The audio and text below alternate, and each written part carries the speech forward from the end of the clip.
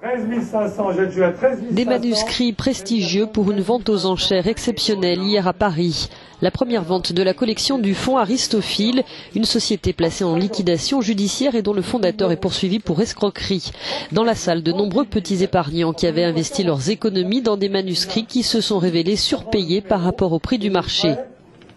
Parmi les pièces phares, une lettre d'amour de Napoléon à Joséphine ou encore Ursule Mirouette de Balzac qui s'est adjugée à plus d'1 million d'euros. Des documents jugés plus exceptionnels encore ont eux été retirés de la vente, les 120 journées de Sodome du Marquis de Sade et des manifestes du surréalisme d'André Breton, classés trésors nationaux par l'État.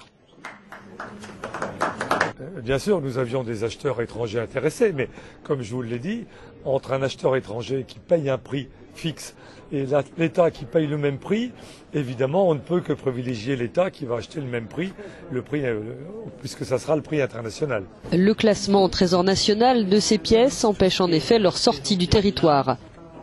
Le manuscrit du Marquis de Sade, un rouleau de 12 mètres de long, a été estimé entre 4 et 6 millions d'euros.